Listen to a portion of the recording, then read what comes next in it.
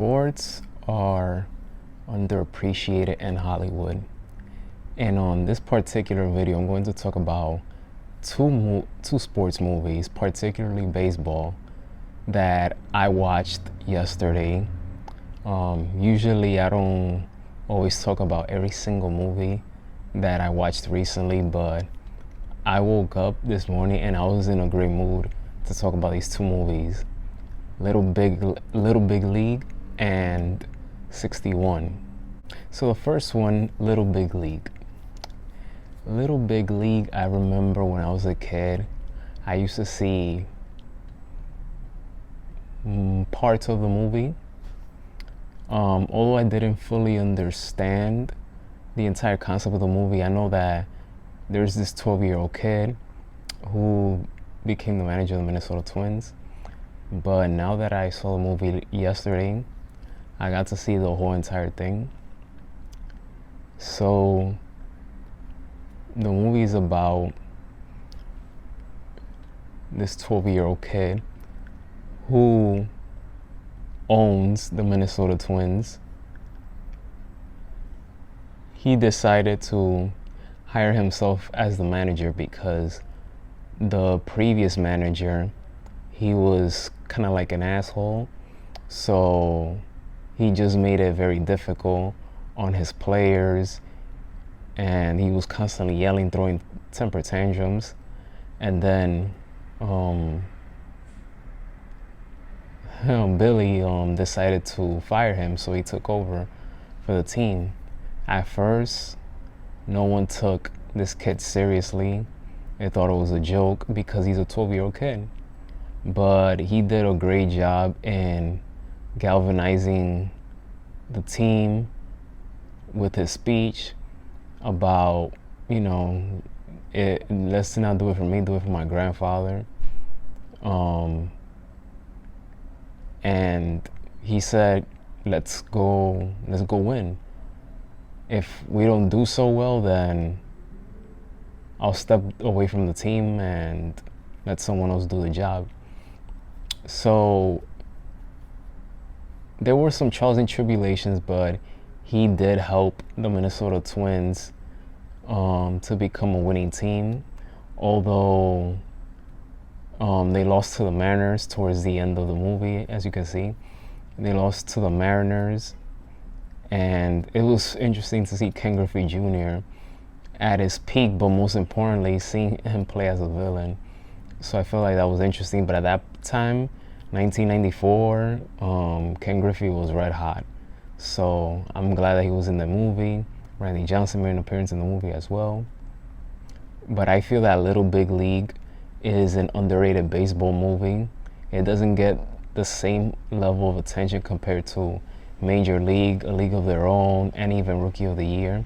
But Little Big League is definitely a very good baseball movie, and it should be up there. I mean, for me, it's a top 10 baseball movie, and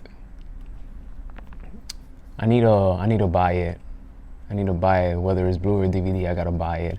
It's very important to my collection. I'm a big sports guy, so I love sports movies, so I definitely gotta have that there.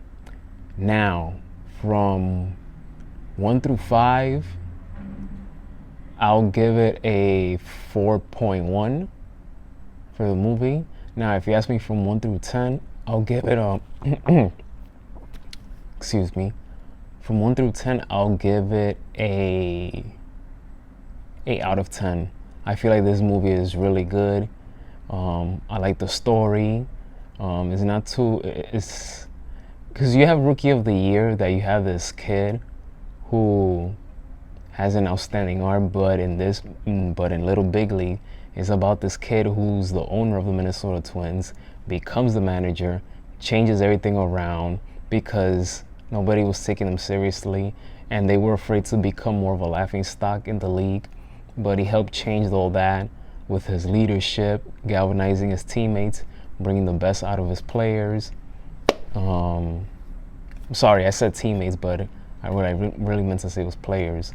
So yeah, Little Big League is a good one. It's on YouTube, but it's only $2.99. So I purchased it for $2.99 to see it because I was in the mood of watching it. So if you haven't seen it, I highly recommend that you do so. Next one is 61.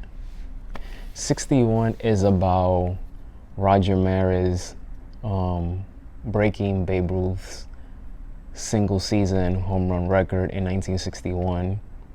And 1961 is a special year because you have the M&M boys, Roger Maris and Mickey Mantle, going at it to chase the record.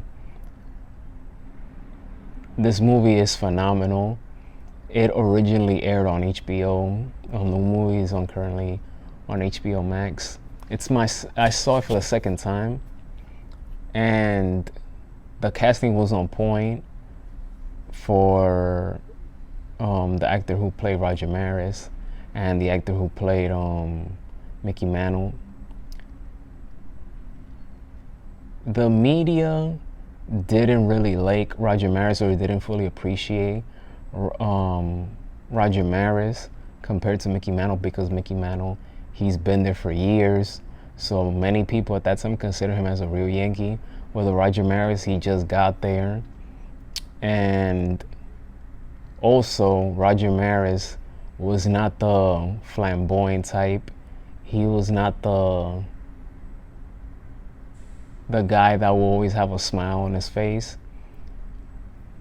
And Mickey Mantle, on the other hand, his lifestyle was, drinking and women and playing great baseball. But one of the main reasons he was like that is because his father and his uncles, they all died at a young age. They didn't get to live past 45. So Mickey Mantle, as he says in the movie, he's gonna do whatever he wants whenever he wants.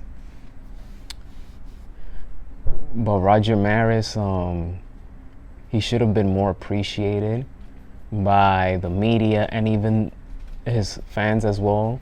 How you're in Yankee Stadium and you boo your own player. But then when Mickey Mantle comes at bat, because Roger Maris was hitting third and Mickey Mantle was hitting fourth, if Roger Maris hit a home run, he would get mixed reception, mostly boos. But then when Mickey Mantle comes to at bat, it was a crazy standing ovation. And in the movie, you could see that it bothered a little. It bothered a little bit to Roger Maris. But Roger Maris ended up breaking Babe Ruth's single season record.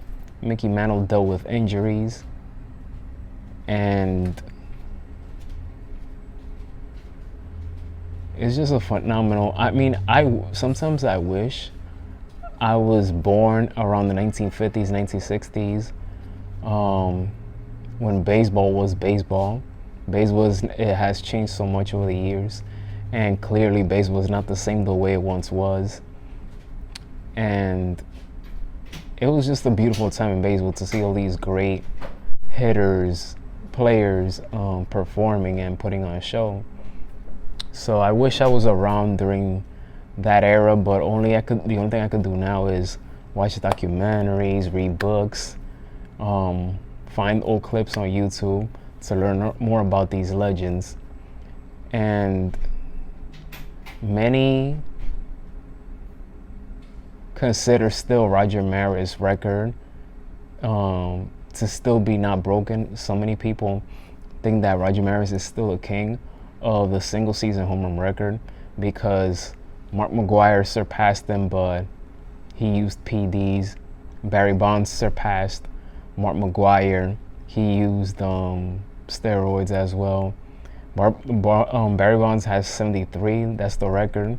But in many people's eyes, they feel that Roger Maris is the cleanest man to break the single season home run record. And this year, it might be a little different. Not guaranteed, but it might, because Aaron Judge, he already has 30 home runs, and we're in July. So he has, I believe, 31 more home runs to go to tie Roger Maris, and 32 to go to past him. So, but this is a great movie, 61. Um, the media try to make it seem like they were rivals, Mickey Mantle and Roger Maris, but in reality they got along great. They even were roommates during the 1961 season.